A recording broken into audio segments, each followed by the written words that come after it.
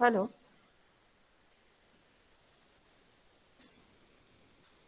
Monika di. Monika ma'am, Professor Monika ma'am. Yes, Kavita. Welcome ma'am. Good Thank you evening. so much. Good evening.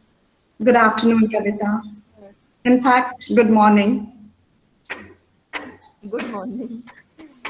Ayush, hello. Yes, ma'am. Start कीजिए. Okay, Start. ma'am. Okay. So good morning, all of you, and welcome back to the session 5. Myself, Ayush Tiwari. I am a research scholar at Banasthali Vidyapith and working as an assistant professor at State University of Performing and Visual Arts. So I welcome Monica ma'am for our next session. So the brief introduction of the ma'am is, ma'am has been associated with Banasthali Vidyapith since last 23 years and is designated as professor in food science and nutrition since 2017. She has an excellent academic and professional record.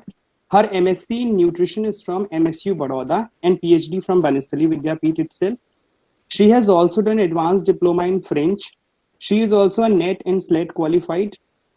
Bestowed with superb teaching skills, she is adored by her students. Her research credentials include over 55 high quality research publications, including Scopus Index ones, and has contributed chapters in some of the reputed books. Many awards, including the prestigious Young Scientist Award from Nutrition Society of India, have been conferred upon her. Her research in geriatrics has culminated into patent filing, and consequent publication in 5 PhDs have been completed under her guidance. She is also a prolific writer, has authored the book on healthy recipes for the elderly, and has written for magazines as well as coffee table books. Her talks on health and nutrition can be listened on different radio channels.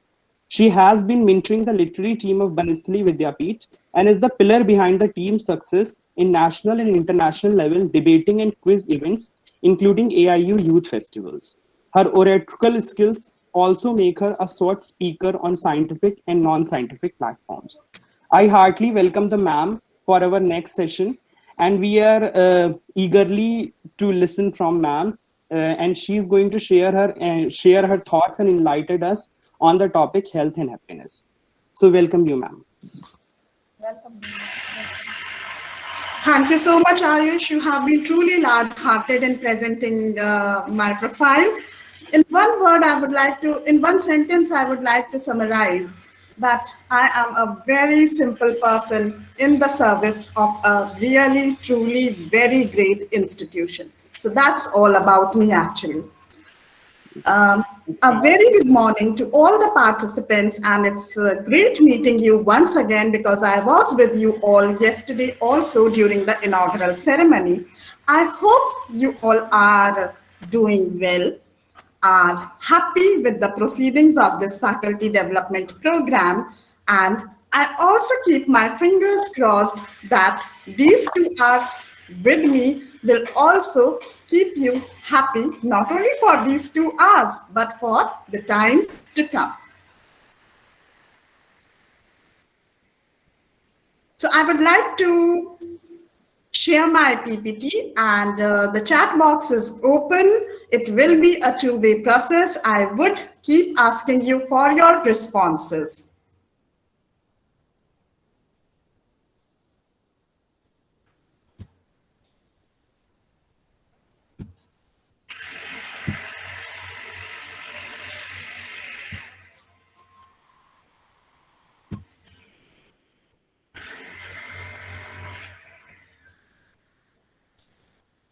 Kavita, can you please tell me if the PPT is visible?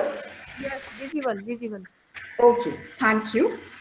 So the topic that has been given to me is health and happiness. And with a smile on my face and expecting that you are smiling back to me, I begin this presentation talking about both, which are important in each and everybody's life. This faculty development workshop is on research methodology, and research methodology talks about research which has to be systematic to be robust. And whatever is systematic is actually science.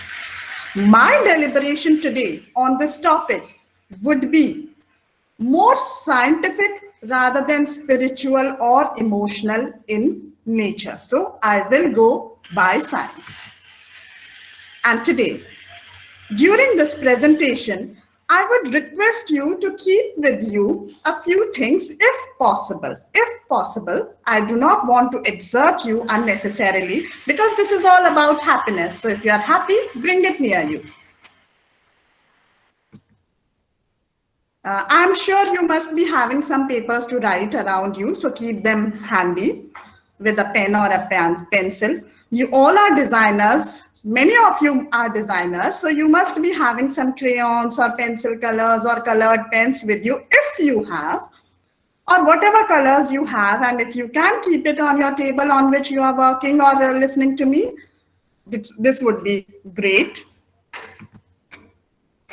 All mobiles have a calculator, but if you are using your mobile to attend this FDP, then maybe a calculator would come out to be handy.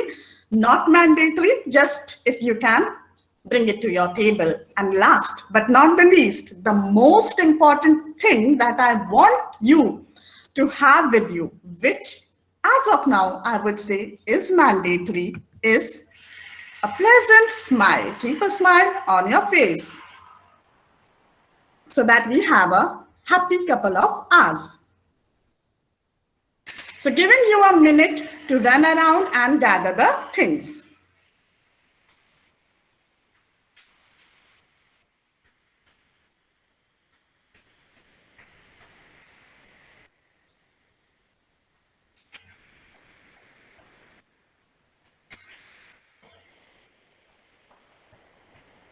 And now, let me ask you a question. What is your perception about your own health? A very simple question. Are you healthy? And yes, if you are, write a yes in the chat box. If you feel that you are healthy, write a yes in the chat box. And yes should have as many S as possible if you feel you are very healthy. So the more healthy you feel, the more should be the number of S in your yes. Waiting for your answers in the chat box. Yes, with many S if you are very healthy.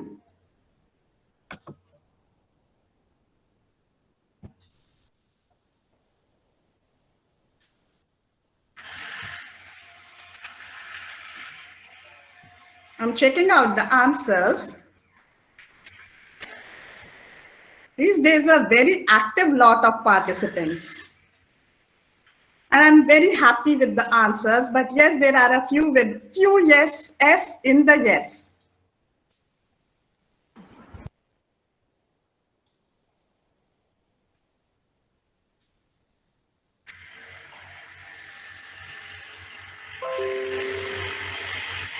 So back to the slide. I'm so happy to learn that many of you have answered it in a yes. But that is a subjective assessment, your own perception about your health, and it's good to be positive. So let us have a very quick quiz to go to the quantitative aspect, because you are learning research methodology and you know the importance of not only qualitative data, but also quantitative data. So if we have something which can be quantified, it is great for data analysis and coming out with some logical conclusion. So now, I had asked you to keep a pen and paper ready with you. For all the questions that are coming up, which are only a few in number, what you have to do is write the answer that comes directly out of your heart, because nobody is going to ask you what did you answer. We are not actually interested in your answer. It is your own self-assessment about your health. So here, the first question. And You can choose from these two options. So if you smoke, even if it's a single cigarette in a day or once in 2 days, it has to be a yes. Otherwise, write a no on your own paper. We will not be asking for the answers from you.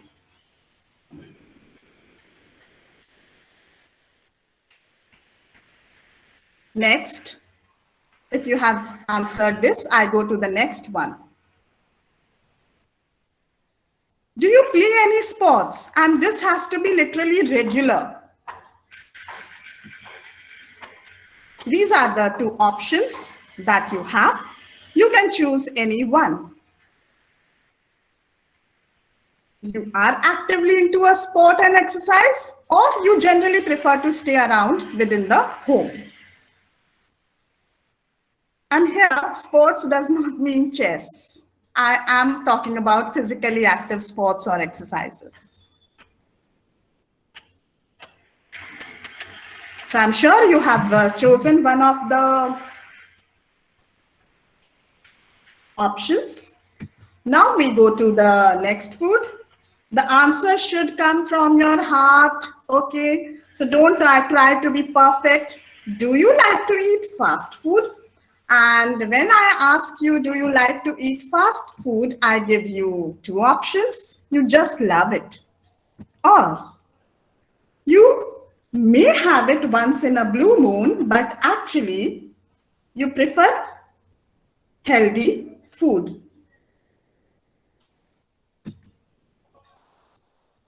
Next, you go to work or you go to attend your college. How do you do that? I'm giving you two options. Once again, you walk or you cycle, or you drive or use some public transport, or maybe a friend's transport, a friend's vehicle. Choose one of these.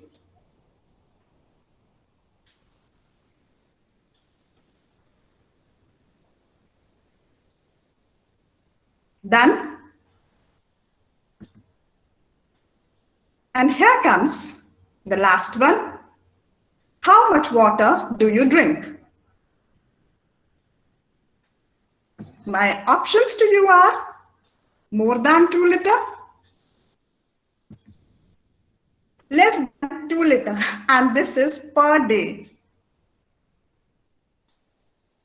Roughly less than or more than 2 liters. So you must have written down the answers on the paper. We go back now.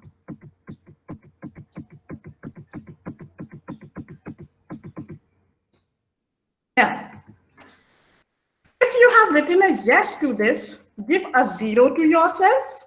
And if you have given a no to it, give a 1 to yourself. If you have opted for this, that you enjoy exercise, give yourself a 1. And for this, give yourself a 0.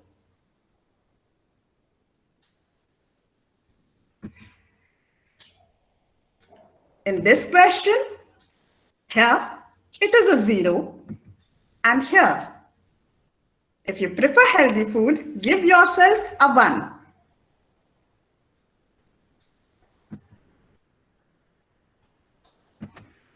If you walk to your work or college, or you cycle, give yourself, and that should not be occasional, a regular cycling or walking. Give yourself a 1. Otherwise, for this option, it is a 0. And now, the last one. If you drink more than 2 liters of water per day, give yourself a 1. And if it is less than 2 liters a day, which actually happens with most of us, give yourself a 0. Be true to yourself. And now, assess. How much did you score? If you have scored 5, In that case, you are super healthy. If you have scored 4, yes, healthy, good enough. But 3, 2, and 1, you need to work on your health. So for the 4s and the 5s, clap, clap, clap. Self-assessment, I'm actually truly not interested in the individual scores also. But what I want you to do is be conscious about what you are doing right in your life when it comes to your own health and where are you faltering. It's just a perception and trying to develop that sensitization within you. It's good that you are positive enough, you feel healthy. That's very good. But truly coming to the quantitative aspects, are you following the right lifestyle? That we tried to gauge through these 5 questions. And now you know where you are faltering. Can you do something about it? Think over that.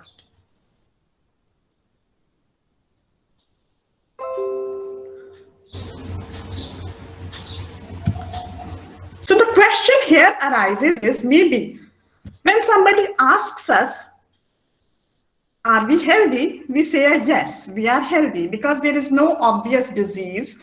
And even if we are on some chronic medication, we do not let it get over our head that we are ill. Even the diabetic person would say, yes, I'm healthy. And that is the attitude that is worth appreciating. So the perception of health will differ from person to person. But then there should be some standard measure to know who is healthy and who is not. So one thing that we have to try and understand that scientifically, coming back to the research and the science, scientifically, what is health? And here, you will see the difference in how you perceived your own health and how the experts on health perceive health. Now, this is a very, very popular definition of health that has been given by the World Health Organization. And it's a very old definition. It has been modified with time. There are certain things that have been added. And it has also undergone a lot of criticism because people say that this is a very positive and a perfect concept of health, which actually does not exist. So whether we agree that WHO has given a wonderful definition or whether we decide to disagree, but one thing that any definition on health will talk about is the different aspects of health.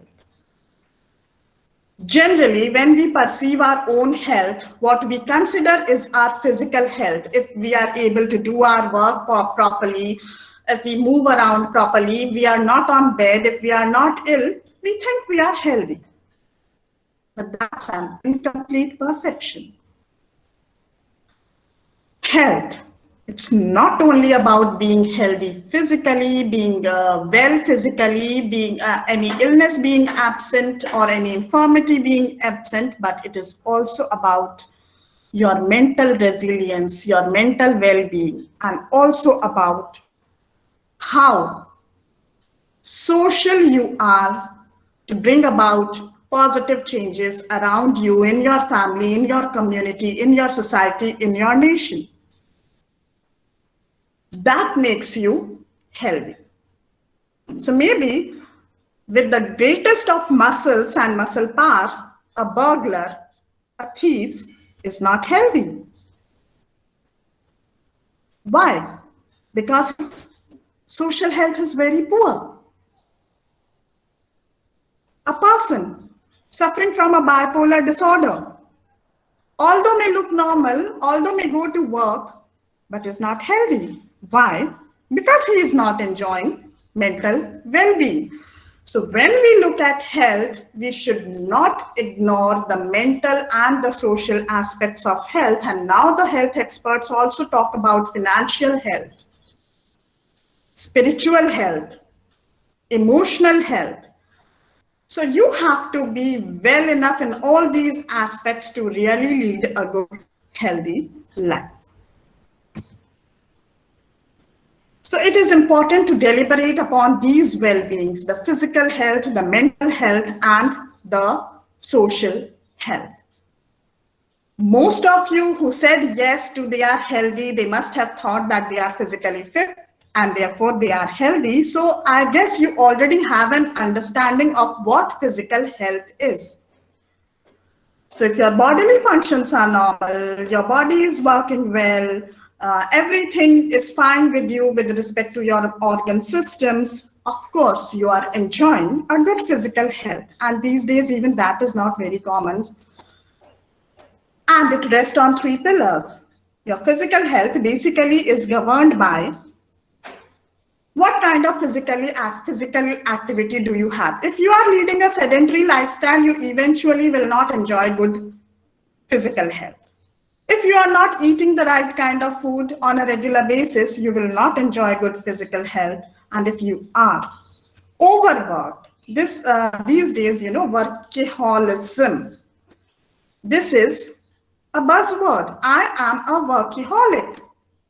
I really don't think there's anything to take pride in it. Why? You need to be workaholic. You need to live your life well. You have to enjoy every moment of your life, which has to be a balance of work and so many other things. So adequate rest is also very important to enjoy good physical health. Again, a self-perception test within yourself, introspect and see. Are you regular with your physical activities? Are you on an average generally eating good, right kind of foods at right times? And are you taking proper rest? And if not so, start thinking what you can do to improve these. Now come the next two aspects, which are literally the ignored ones. Mental well-being, where a person realizes his or her own abilities, does not need a counselor, a therapist to tackle the normal stresses of life, because life comes with stresses and stress actually makes you perform back better. So there is good stress and there is bad stress. If you'll not be stressed, you'll never be able to perform in your exams, in your tests. So stress at some point of time, at some level is needed and you should be able to tackle it. So if you are able to do that, you are enjoying mental well-being. And if you are fruitful enough to your organization, to your family, to your society, very good. Your mental capabilities are good. But here is a small survey that I came across while browsing through the internet. And there's some other data that I come across. People working in the corporate sector, they do not feel that their companies do enough to ensure their mental well-being. And secondly, the second wave of the pandemic has really taken a toll on the mental health of the people. I truly don't know how many of you have undergone an attack of the virus in this phase. How many of you have lost a very close person during this phase? But with all that has come a lot of anxiety, a lot of grief, a lot of helplessness, a lot of sadness during this phase of pandemic. And each one of us is not so strong to take it up and handle it in our own manner by our own self. Many normal people are now needing psychological help to take care of their anxiety, and most of the time it is anticipative anxiety. मुझे corona हो गया तो क्या होगा, oxygen कहाँ से आएगा, cylinder कहाँ से आएगा, हॉस्पिटल में बेड होगा या नहीं होगा, not realizing the fact that 90% of the patients don't even require hospitalization, even in this second phase, if they are alert from the very first day the symptoms arise. The fear of unknown, it is overpowering us. So then If our mental well-being is not there, we are not healthy. And this causes this anxiety, this panic attack. It all causes lack of sleep, and it reduces the immunity, it reduces the happiness at home, and the relationships also tend to suffer. So being healthy means we have to be mentally healthy as well. And social health, which people don't even know what it is. Are we able to form meaningful relationships with people?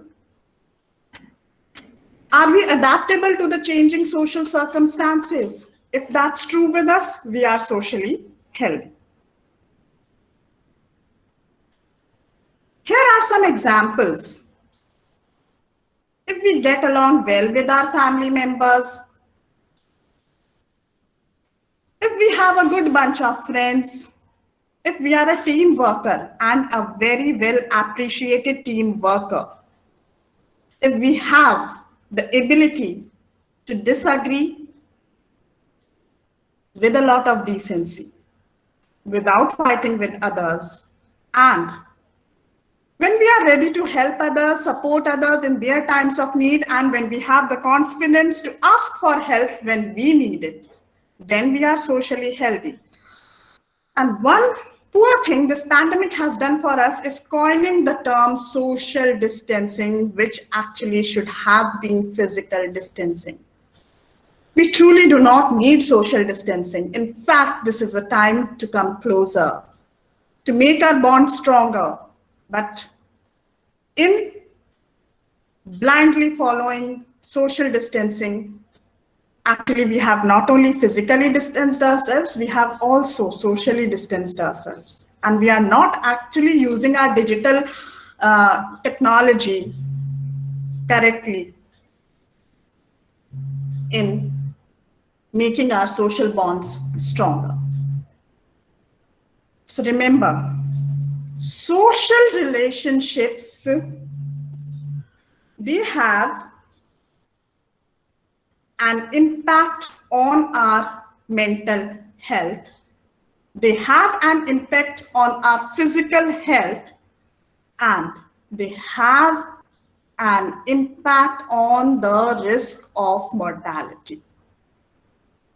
A person who does not have anyone to care for will have a higher chances to die from any disease than who has a family, who has friends surrounding him or her.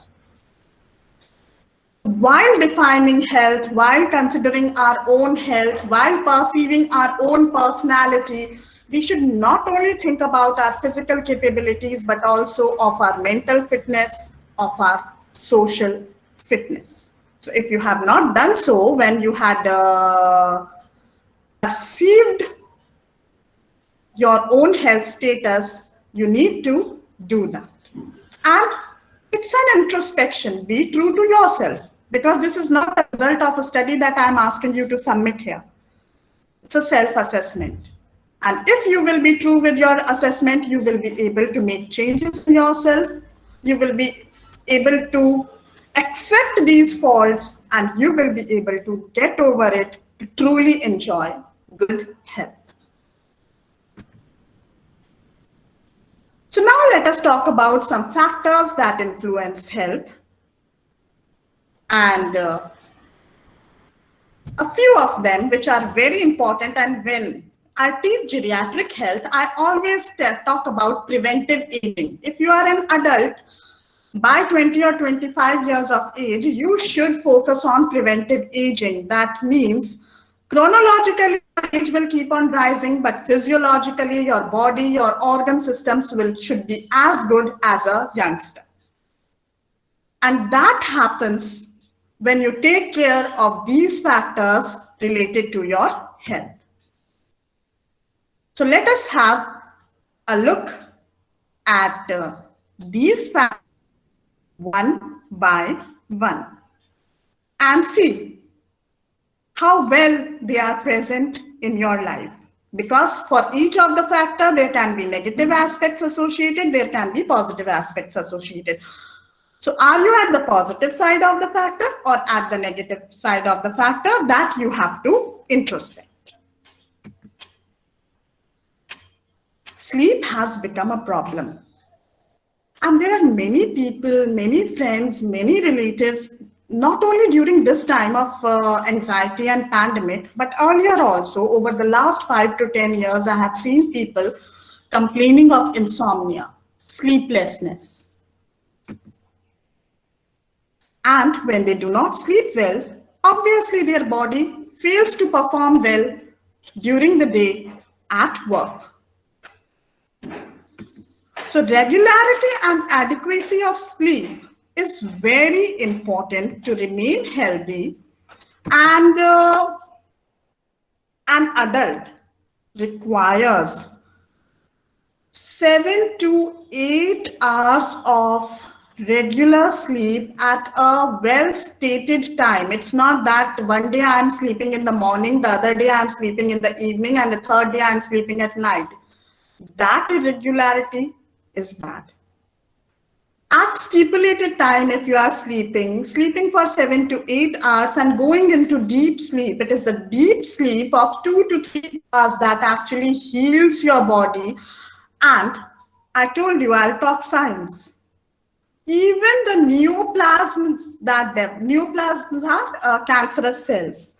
If they develop within the body during the deep sleep hours, body can heal itself of those tissues, those cells as well. And people just don't come to know that once upon a time, sometime in their life, they had a cancerous growth in the body. Our healing power is so effective if we follow a very good lifestyle. Body has the ability to sleep, to heal itself, and that it does primarily at the time of rest. And if you rest adequately, if you sleep properly, your immunity would be super high, and you will beat any disorder, be it communicable, be it non-communicable. So you have to find out ways and means. If you are not sleeping adequately, if you are not sleeping regularly, and for sleep, we need melatonin hormone, and this melatonin hormone, it's also very good for the body. Next, that's my area actually. I'm a nutritionist. And I quality of even output. Choose Savani, Ganesh is good, no? could you please put off your mic if anybody has put it on by mistake? Gomathi, please keep camera on. Please, Gomathi. So the next thing I'm talking about is the frequency of consumption of well-balanced meals. First of all, we don't even know what well-balanced meals are. But if you say you have been enjoying good health, then probably you have been eating well-balanced meals. Now let me show you what actually your lunch should ideally contain. And that would be a well-balanced meal containing all the essential food groups. And with all these essential food groups will come all the essential macro and micronutrients to keep your body healthy, to promote health and to prevent disease. When you are eating your lunch, half of your plate should be made up of seasonal fruits and vegetables, which generally we fail to do. We do not eat salads. Ideally, 4 to 5 servings of fruits and vegetables should be eaten by an adult human being. So around 400 to 500 grams of fruits and vegetables should be a part of our entire day's diet. Do we do that? Yes, I'm a nutritionist. I try to do that, but even I fail at times. But many people, they hardly have a fruit in a day. And don't think that fruits are costly or available in season. Kinnus and bananas, they are very cheap. And you can have your own fruit tree if you have a yard somewhere. Nourish it. Plant trees of fruits. It will do you good, it will do good to others, and it will boost your social health as well as mental health, and definitely physical health if you eat those fruits. So half of your plate should be made up of fruits. More than a quarter, a little more than a quarter should be made up of cereals. Now, cereals are staples. So if I'm living in North India or if I'm living in Rajasthan, wheat is my staple, I should eat that rather than going in for something else, which is a staple elsewhere. Because my metabolic system, my genes, they are designed to metabolize wheat better than any other cereals. And therefore, we always now focus on traditional foods, millets. So bajra or pearl millet, that is the traditional millet of Rajasthan. And maybe in south or in east of India, if people try to eat pearl millet on a daily basis, they may suffer from diarrhea.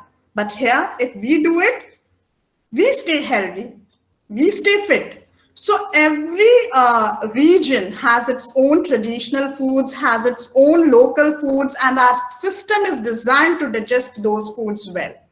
Go for those, select those, make those a part of your diet. Modernization has had a very big repercussion on our choice of cereals.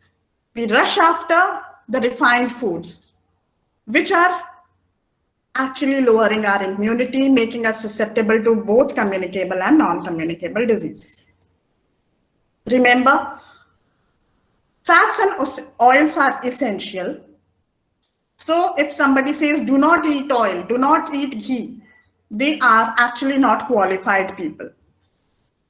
Fats and oils are essential, but not more than 20 grams of visible fats and oils in a day. So quantity you have to limit, choice has to be correct. Don't go for trans fats or that oil which the samosa wala keeps reusing. Those are bad. But if you are using groundnut oil, mustard oil, coconut oil, a combination of oils plus 10 grams of ghee in a day, it's good for your health. You need that. Nuts, a combination of nuts and oil seeds is good. It provides healthy fats, it provides proteins, it provides micronutrients like zinc, magnesium, calcium, which are actually the immunity boosting nutrients.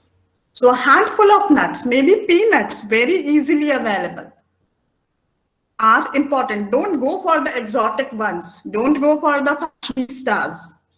Go for the simple nuts that are available. They'll help you. And then we need some protein food, one in the form of dairy product, because that will also provide you calcium, a lot of calcium, and other in the source of non-vegetarian sources, which should be lean in nature or pulses. So this is how your balanced meals should be made up of.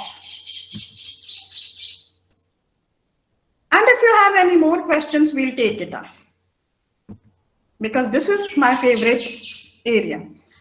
Physical activity has to be sufficient.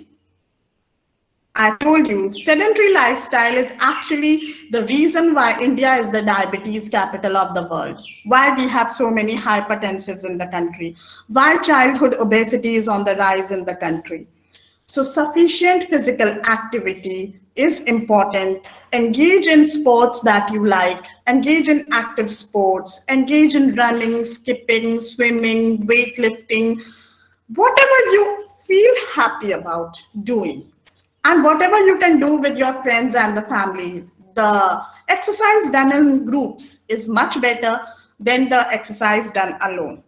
Exercise done outdoors is much better than the exercise done indoors. So see to it that you give some time to outdoor exercises.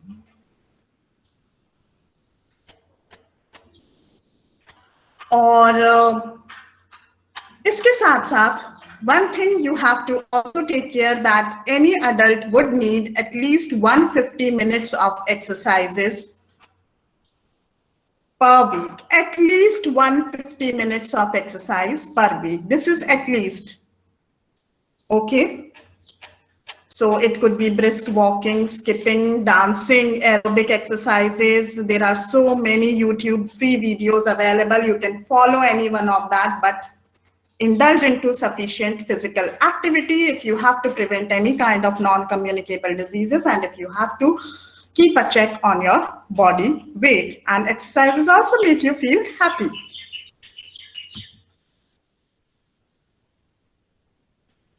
Next factor that has a great influence on health is what is your status regarding smoking and alcohol consumption. And being a qualified professional, to both, I would say a big no.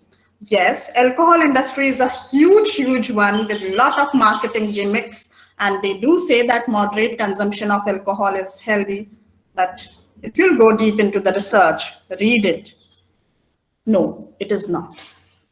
So recently we celebrated a no tobacco day. People have quit smoking. With your willpower, those who smoke can quit both if they are into it.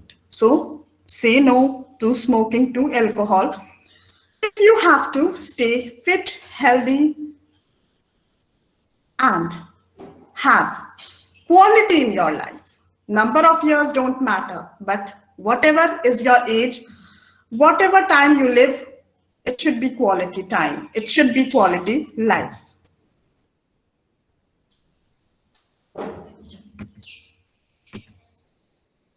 And last but not the least, what I would emphasize is having the right kind of body weight. Now, there's so much of debate going on in the country. Do not do body shaming. Everybody comes with his or her type of body. See, we are not into body shaming. We are not into making fun of anybody. And yes, it is true, everybody has his or her own genetic pattern of fat distribution. But that does not mean you should not have a normal body weight, and you cannot work towards normal body weight. What is the harm in attaining normal body weight? The only thing it will do you is good, and good. So underweight has its own repercussions. Overweight and obesity definitely are related to many diseases and disorders. Metabolic syndrome, directly correlated to obesity. And therefore, it is very important that everybody tries to maintain a normal body weight. Though it may not be possible at times, it should not give you stress, but you can always try and have a good active lifestyle, which will increase your metabolic rate, and you will be able to come down to normal body weight.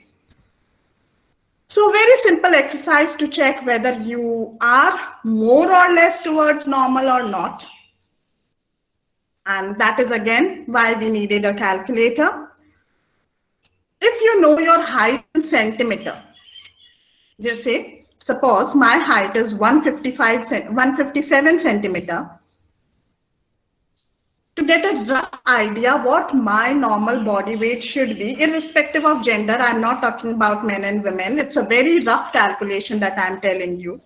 What you have to do is subtract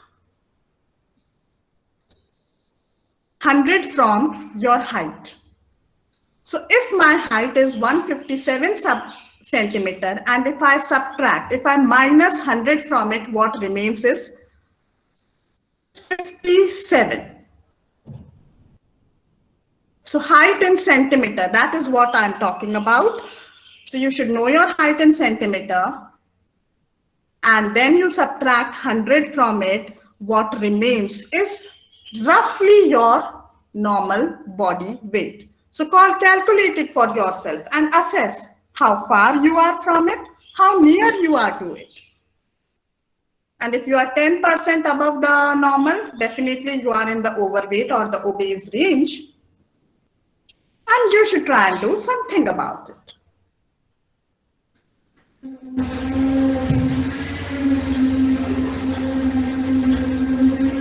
Another way to check is body mass index. Now, this actually requires a calculator and a little bit of mathematics. If you are interested, you can try doing that.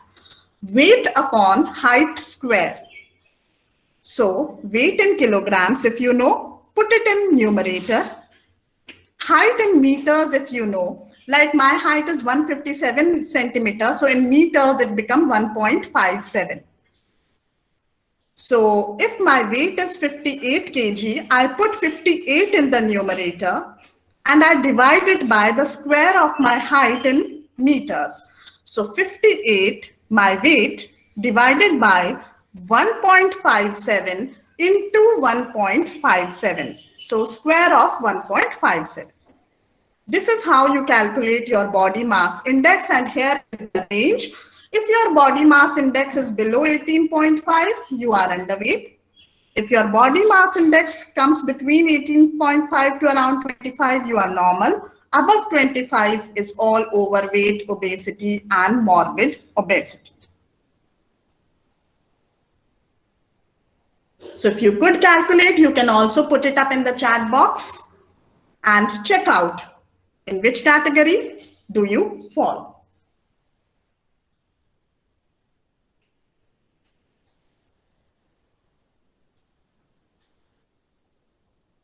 And from here,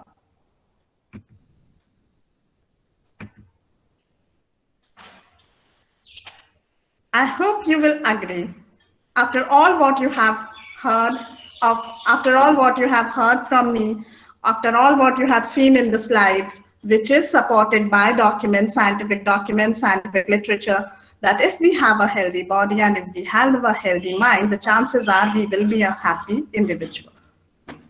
But it's difficult to attain both a healthy body as well as a healthy mind.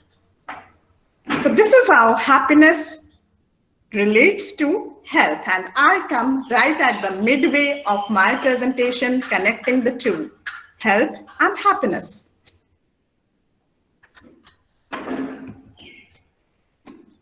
So another question coming up for you. If the red face is 1 and the dark green one 5, where do you rate your level of happiness? Are you a happy person? Please share in the chat box.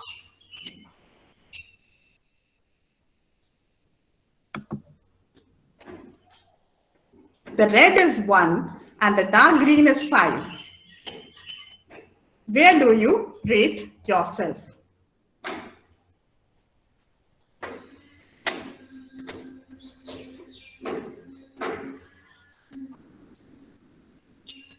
So very positive answers coming up.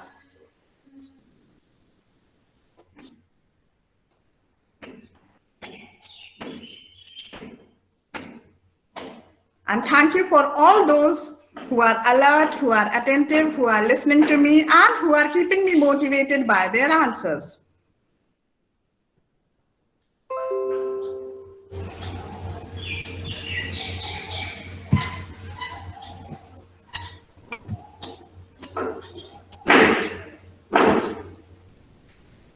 So many of you are pretty happy, and here comes another quiz. Read it carefully, the instructions. We are talking about yesterday. Yesterday, when you started with this FDP, but the quiz has nothing to do with FDP as such. It has to do with your life yesterday. So from the time you woke up yesterday till the time you fell asleep, try and recall. What all did you do? How did you feel the entire day? In parts, in portions. And next will be a list of some factors, some feelings. For each of those feelings, you have to just write a yes or a no in your own notepad, on your own paper, because this is again a self-assessment and we are not asking you to share the answers. And each of those feelings, each of those emotion, if it was a passing one, it has to be a no. But if it did persist for some time, then it was a yes. So it is a yes and a no quiz. Very simple. Are you all ready? Shall I start shooting the questions? Your notepad, your pen, and your readiness to introspect and to be true to yourself.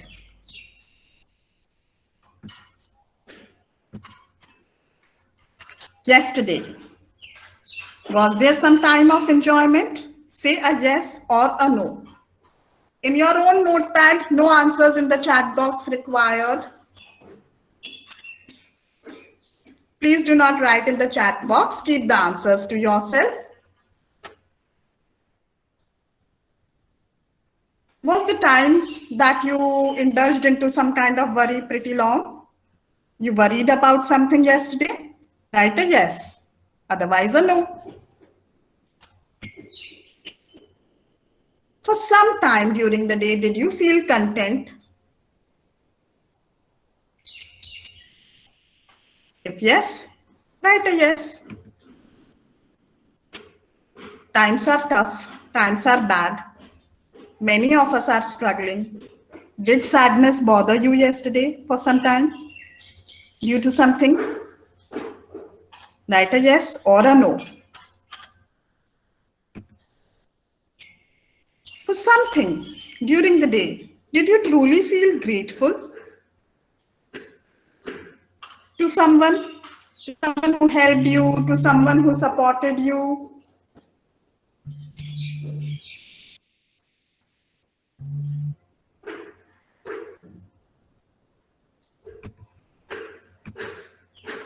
Did you feel bored yesterday? And be true, attending 6 hours of a FDP can be boring. So be true. Write a yes or a no. And I'm not asking about today. Did you smile or laugh yesterday? I'm smiling and laughing a lot. Were there moments of depression during the day yesterday?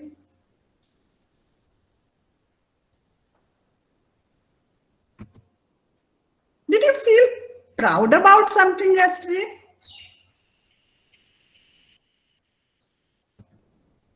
And I don't have a day without anger. Are you like me? Did you have a bout of anger yesterday? Write a yes or a no. I told you I'm a very normal person, not a sage or a hermit to give you sermons.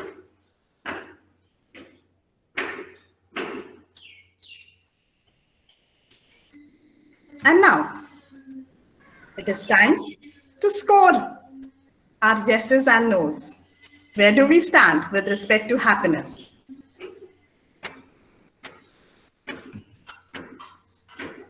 If you wrote yes for enjoyment, give yourself a 1.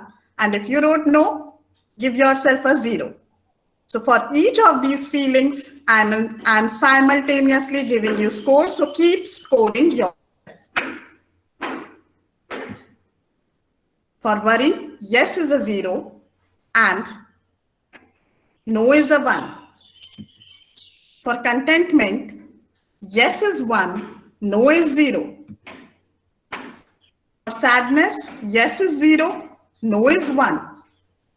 For gratitude, yes is 1, no is 0. For boredom, yes is 0, no is 1.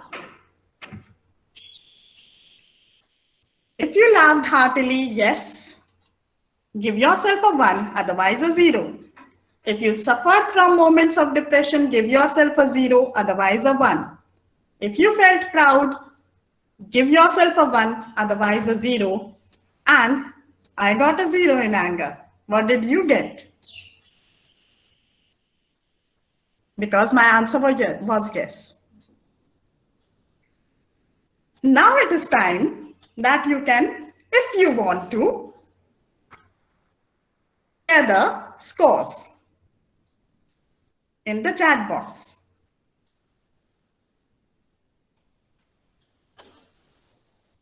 Only the scores.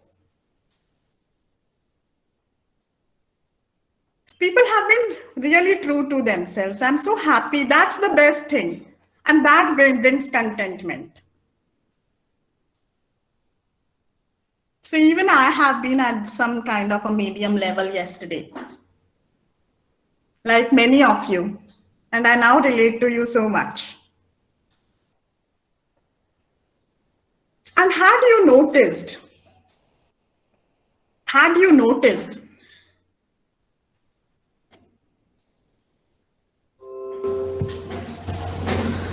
there is an alternation. There is a positive feeling followed by a negative feeling. So boredom is a negative feeling. Then did you smile or laugh is a positive feeling. So there's an alternation. And from this probably,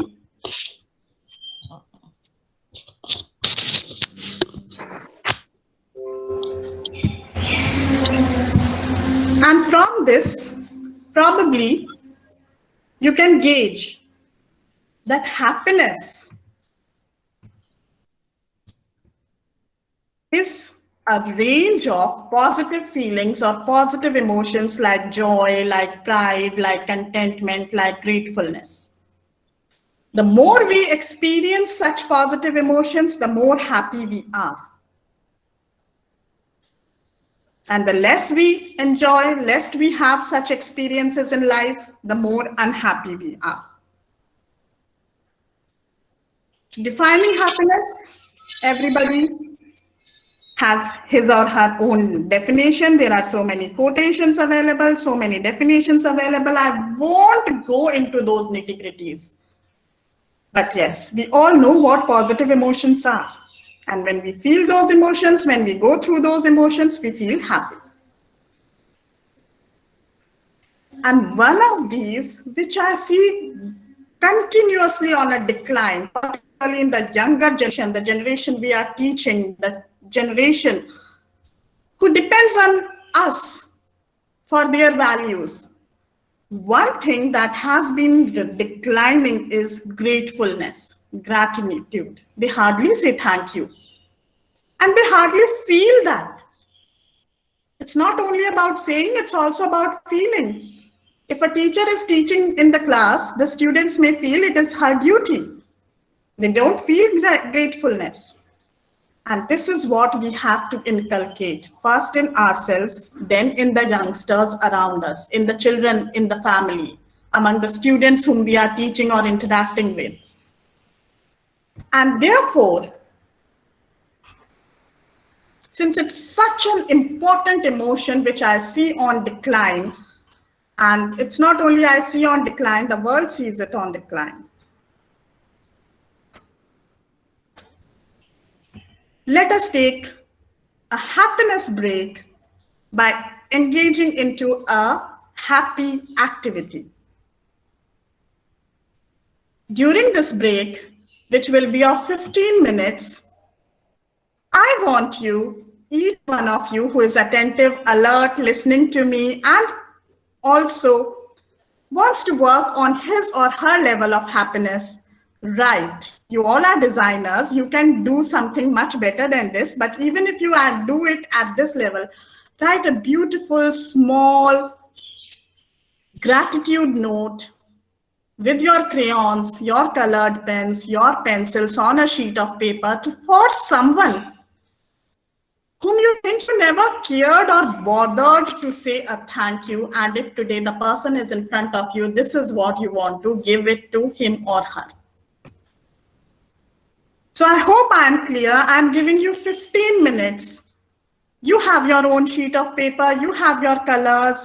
And this is a kid that sent someone, and I received it on one of the social media platforms. This is a work of a child, but there's a child in each one of us. And had we not lost that child, we would have been more grateful for many things. So today, relive your childhood. Just how a child becomes happy with little things. Write a gratefulness note, whatever quotation you want to add, or you just want to write a simple thank you to someone to whom you have never said a thank you, and today you feel you should. And then we'll see a few of them, whoever volunteers, maybe they can turn on their camera and share with us for whom they are sharing their note of gratefulness. So here your time begins, 15 minutes. It's 12:46 in my phone. We meet at 1. Don't go away. There are many things to come up.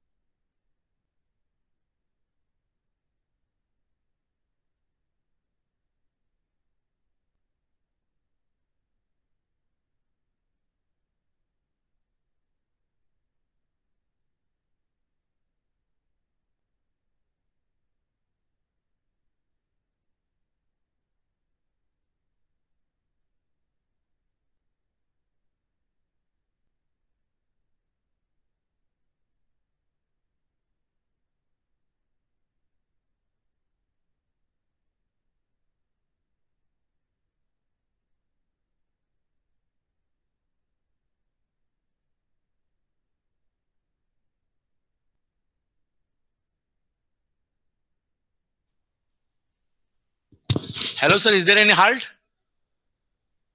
How much time is halt, sir? Hello? Hello, madam? So this is for 15 15 minutes. minutes. 15? 15 minutes? Yeah. 15. Okay. Yeah. 1 p.m. Okay.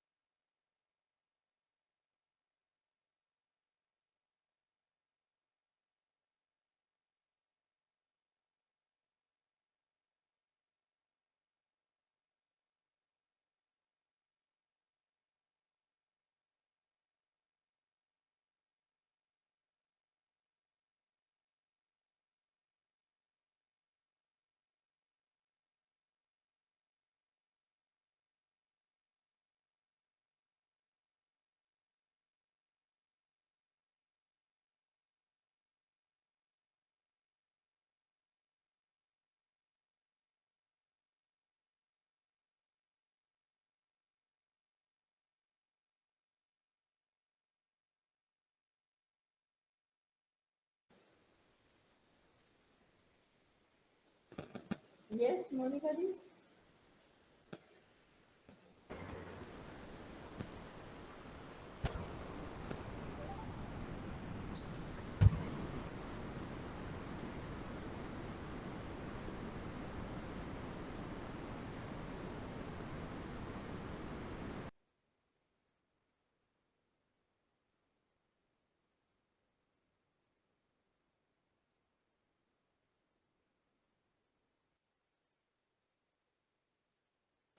Please bring it into focus.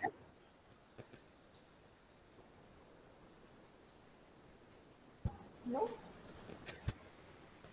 I cannot read it, although it's you are. Can you read it? Oh, wow. Great, great, great. Thank you so much. You are such a darling, Kavita.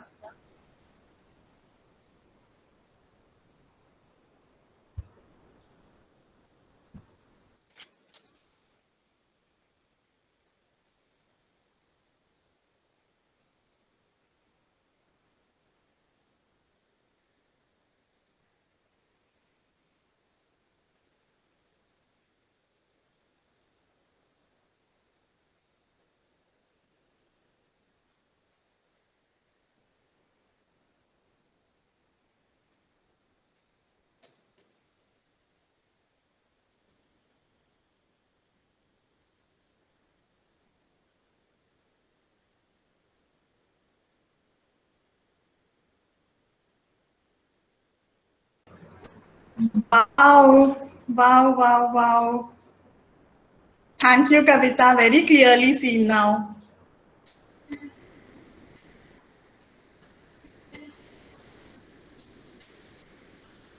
Uh-huh. The designer at work. Nisha ji, very beautiful. Archana, Archana ji, very nice, very nice. Beautiful indeed. So good. Guys, you give me such a Thank you, ma'am. feeling that I'm so bad at drawing and all that. I wish I could be as good as you all. And Kavita, I truly love you.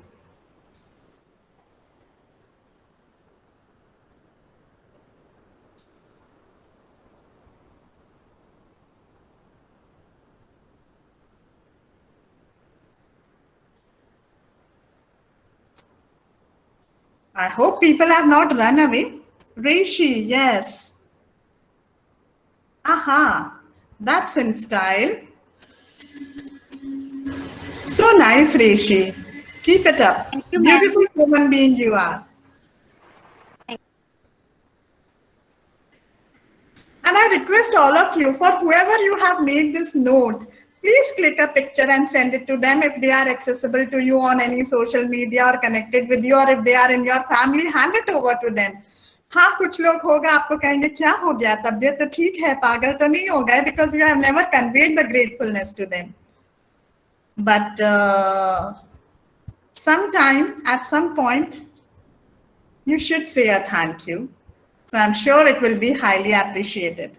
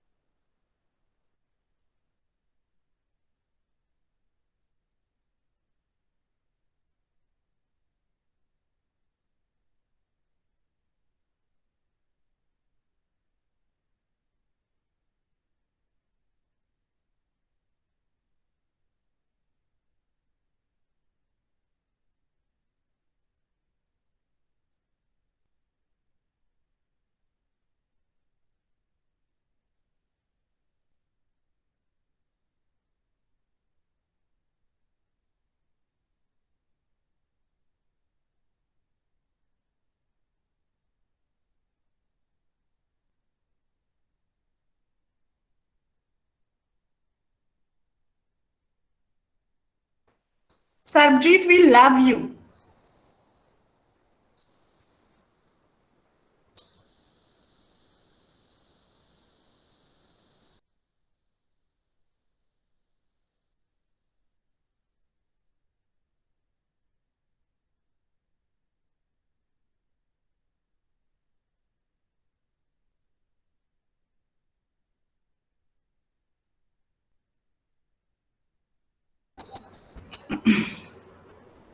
I'm so happy with the little one who showed the picture.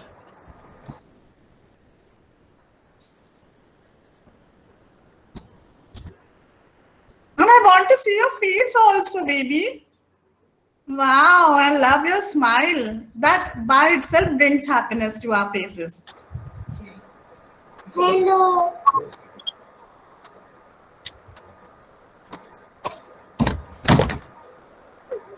Thank you so much.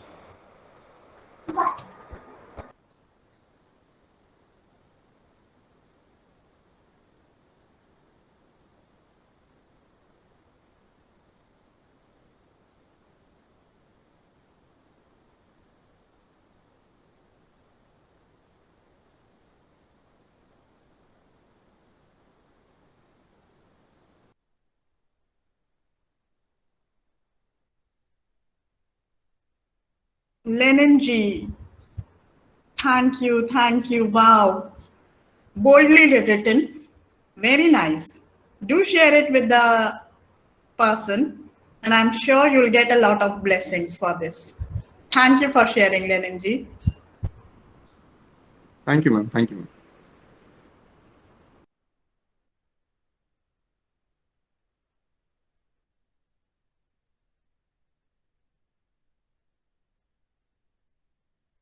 Last 1 minute, and then we resume with the presentation.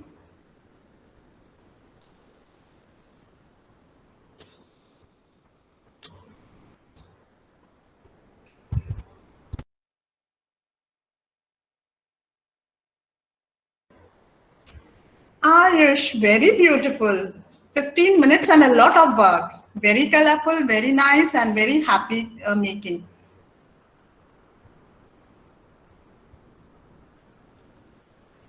Thank you, ma'am.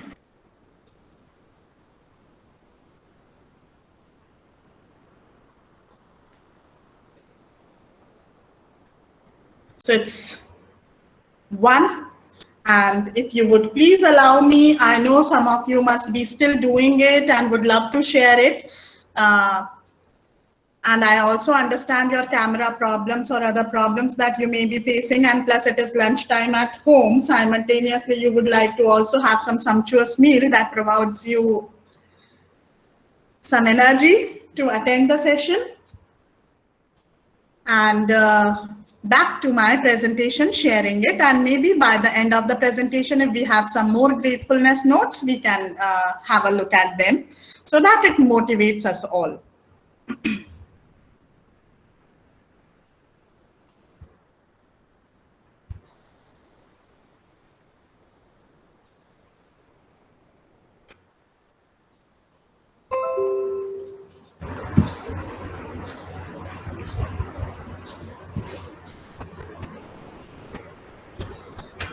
Is the screen visible? Yes, Is the ma'am. presentation visible? Okay, thank you. Now, they say we are talking about happiness, and every one of us know. We have been studying this since childhood, that money cannot buy happiness. If we cannot buy it, where we get it? That's the question. And once again, I'm not a sage, I'm not a hermit, I'm not delivering a sermon. So going by the science, happiness is actually associated with some chemicals, the happiness hormones. And if we have these hormones in our bloodstream, the result is happiness. Hormones, I'm sure each one of you must be knowing, are chemicals produced by different glands, not only one gland. It's not about thyroid or pituitary, about different glands across the body. And these hormones, they travel through the bloodstream, they act as messengers and play a part in many body processes. And the hormones you see listed here, dopamine, serotonin, oxytocin, and endorphin, they are all the ones that regulate our mood. So these are the hormones that promote positive feelings, that of happiness and pleasure. And therefore we call them happy hormones. And once again, here comes the link between health and happiness.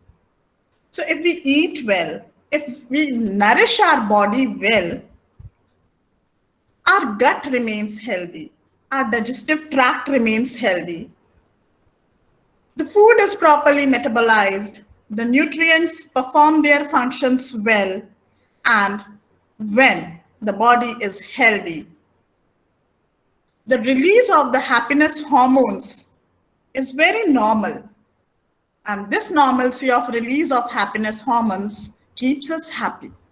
So if we have the deficiency in the release of the happiness hormones, we remain unhappy. And if the release is regular, is up to the mark, then we remain happy. So it actually falls down to जैसा खाओगे अन्न वैसा होगा मन. Haven't we heard it from our grandmothers? So let us have a look at these happiness hormones. The first one that I'm talking about is the feel-good hormone, scientifically termed as dopamine. And it is a neurotransmitter that is important part of the brain's reward system. If anything you do is good, dopamine is released and you feel happy. It is associated with pleasurable sensations like learning, memory, motor system function, and much, much more. So it's one of the major happiness hormones in the body. Then comes serotonin, and this hormone, also a neurotransmitter, it helps regulate the mood, the sleep, appetite, digestion, our ability to learn, and also our memory. So if you are not doing well on all of these, maybe your serotonin levels are low. And to have good serotonin levels, you also have to have proper protein in the diet, particularly the amino acid tryptophan. I'm sure women know about this hormone, oxytocin. It is involved in lactation, the mother-child bonding, and it is often called the love hormone. It is essential for childbirth, it is essential for breastfeeding of the baby and the strong parent-child bonding. This hormone, if released in adequate quantities, it will help promote trust, empathy, and bonding in relationships. And you all know what a Jadoo Ki Jhappi is and what wonders it can do. So what Jadoo Ki Jhappi does to our body, it helps in the release of the hormone oxytocin. So the release of oxytocin actually increases by physical affection. So if you cuddle a child, oxytocin is released. And then come the endorphins.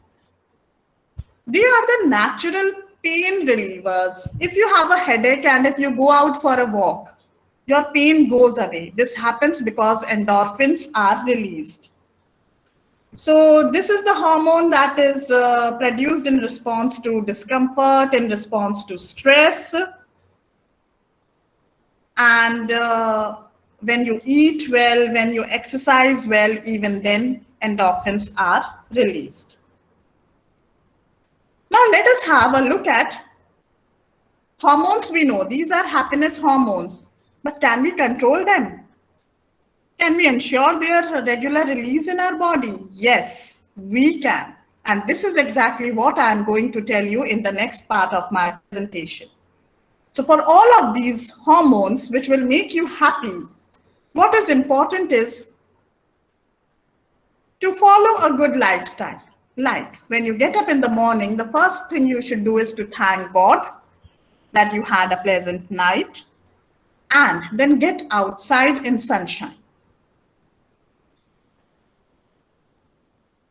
So to boost your endorphin and serotonin levels, you have to spend time outdoors in sunlight, and this is truly the greatest way you can ensure that endorphins are released, serotonin is released.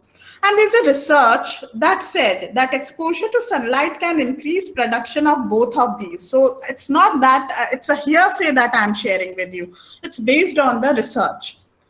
What you can do is, if you are not already doing it, then start with at least 10 to 15 minutes of outside each day early in the morning. And maybe you get bored of the same side, so change the direction in which you move out. If you are going this side for a few days, go to the other side, go to some other park on the next few days. So keep exploring the new neighborhood, the new park for 10 to 15 minutes every day in the morning. And for that, you'll have to get up in time. So that will also ensure regularity of sleep. The next thing that I would like to recommend to all of you for these happiness hormones are making time for exercise. Exercise has multiple health benefits, and it also has a positive effect on emotional well-being of the person. I don't know if you are into sports. Some of you may be, and you must have heard of a term called runner's high. And if you have heard, then you might be already knowing that exercise is truly responsible for the release of endorphin. But it doesn't only work on endorphins. Regular physical activity can also increase your dopamine levels, your serotonin levels, and boost your happiness hormones in general. And what my recommendation to each one of you is, try doing exercise with your friends, maintain your physical distance, try doing it outdoors for some time, and be regular in the time when you do exercise, and at least for 30 minutes a day. I once again say, at least for 30 minutes a day. Everything may be difficult to follow if you have to make a change in your lifestyle, but this is definitely not. Laugh with a friend. So pick up on the ties that you are losing out on. Look out for your old friends. Connect to them. Because who hasn't heard this saying that laughter is the best medicine? I understand. I agree if you say that laughter won't treat ongoing health issues, but definitely it can help relieve feelings of anxiety, feelings of stress, and improve a low mood by boosting dopamine and endorphin levels. In fact, I'll tell you my own experience some time back. The first 6 months of this year have been full of grief and struggle on my personal front. And when I was feeling low, what I did was I put up a WhatsApp status. If any of my friends would like to talk to me, not mentioning the pandemic and virus, please call me. I'm free. Now, I have around 250 contacts in my phone who can read my status. And yes, 2 people responded because they were also feeling the same, looking out for someone to talk to without mentioning the pandemic or the virus. And we had a hearty chat, we had a hearty laugh. And the next 2 to 3 days, remembering those laughters, remembering those moments, I had good time. So laughing with friends, it truly helps. Try it. And if no one call me, I'm free.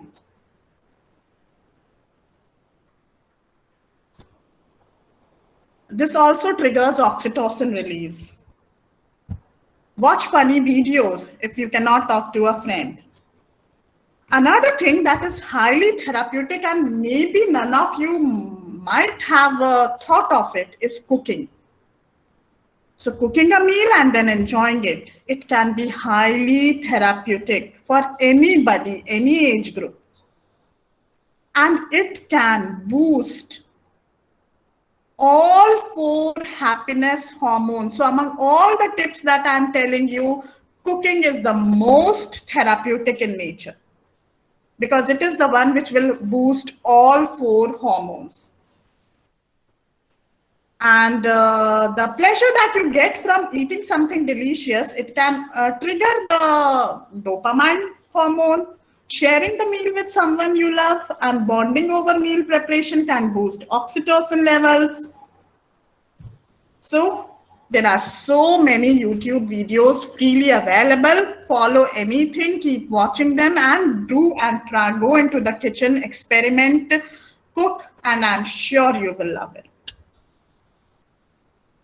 If you cook spicy foods, they will trigger endorphin release. If you cook almonds, beans, yogurt, egg, proteins, they will ensure dopamine release.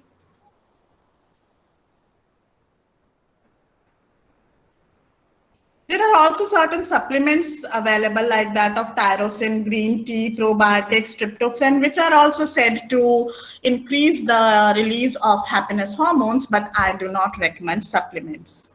I recommend a good lifestyle. This is one tip that everybody knows, listening to good music or making music. Now you have karaoke available very easily. So you can make your own music using that. So 1 or 2 of your hormones, happiness hormones, will get boosted with that. particularly instrumental music. It has a healing touch. And any music that gives you chills increases the dopamine production in your brain. Music will put you in good mood, and when you are in good mood, your serotonin levels would be high. In fact, musicians, they have high endorphin levels, and therefore they don't feel much of pain.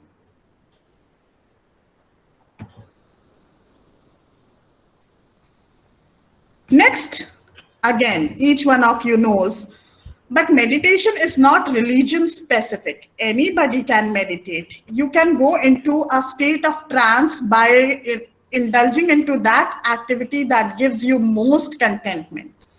Like when I write, I just don't hear anything that goes around me.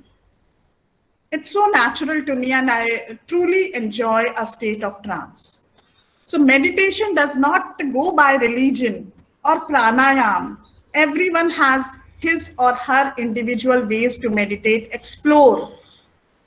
Explore what is meditative to you and give time to that. Engage in that. The wellness benefits of meditation will be many. So I'm not saying ki yoga class join kariye, pranayam kariye, meditate by engaging into that activity that takes you in, that gives you an experience of trance, moving into trance. It may be hard to start with, but do try. Don't quit, and it will get into your habit. For this, yes, initially you may choose some quiet, comfortable place to sit.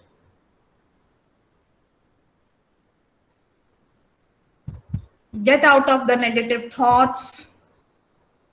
And maybe you can start by engaging into such activities for 5 to 10 minutes a day and then increase the time.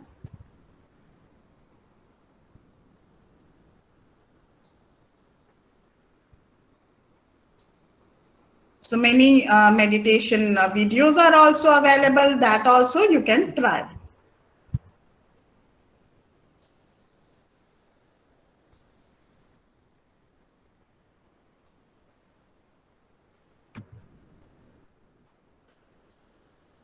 This I have told you.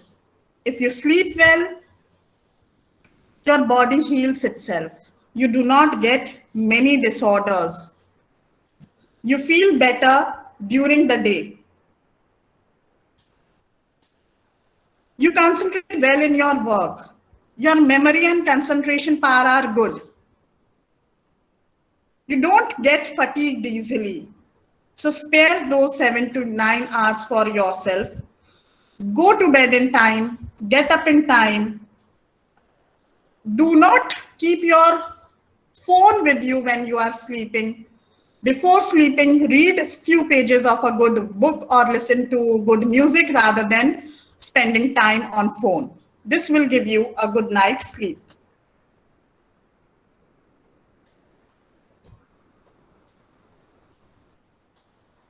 Decrease your caffeine intake, especially in the afternoon or evening, if you want a good night's sleep.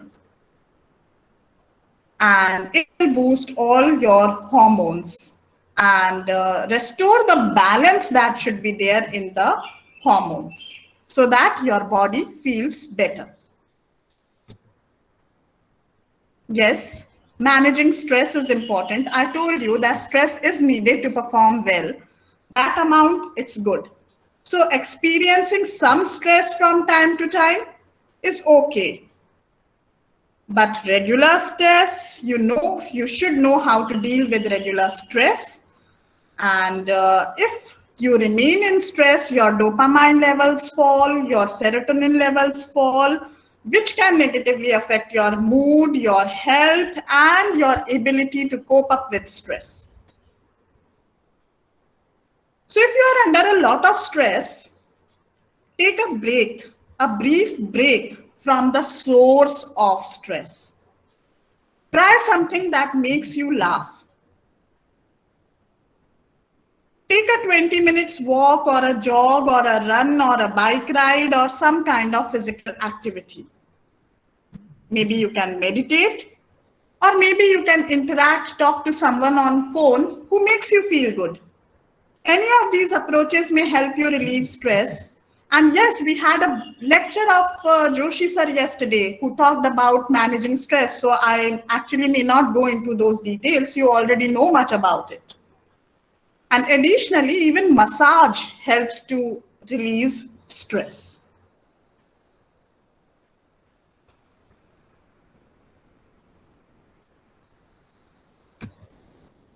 So now coming towards the end of my presentation, because we still have to see a few more gratitude notes, so some time for that would be needed. I would like you to go through this quote, which says, happiness is the new rich, inner peace, the new success, health, it is the new wealth, and kindness, it is the new cool. So be happy, be successful, be healthy, and be kind. And how to be that, I have already told you. So with this, reminding you that your happiness is right under your nose, I sign off, wishing you all lots of happiness, lots of health, and not only wishing you, but the people around you as well. Let's pray for all. Thank you so much for being with me and for listening to me so patiently. Over to you, Kavita or Ayush.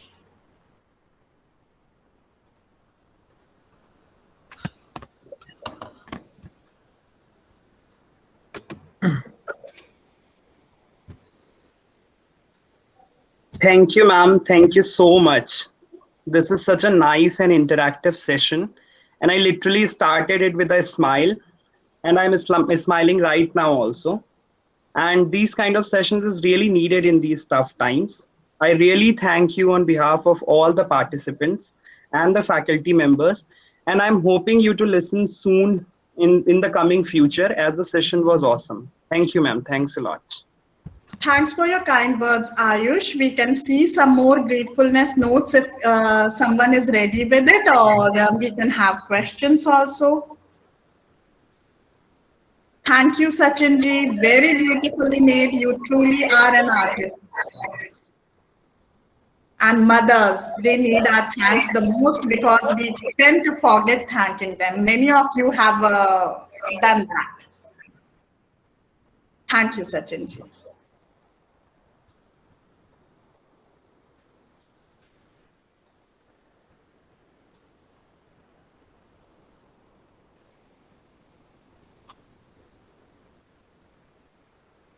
Participants, you have any questions?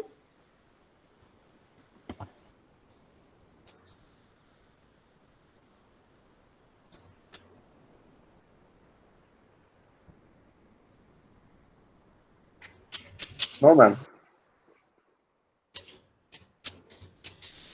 Thank you very much Monika दी, बहुत ही अच्छा presentation दिया कि किस तरह से हमें Anytime, Kavita. My association with BID has been a strong one and a long one. I know ma'am.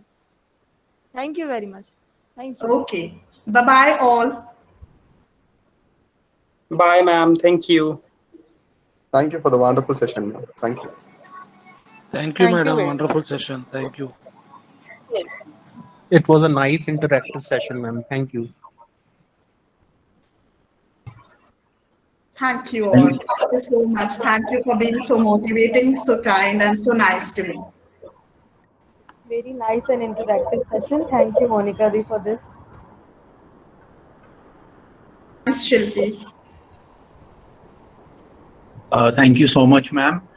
And dear participants, we'll next session we have at 2:30 p.m. So it's going to be a lunch break. Please use same link for the next session. Thank you.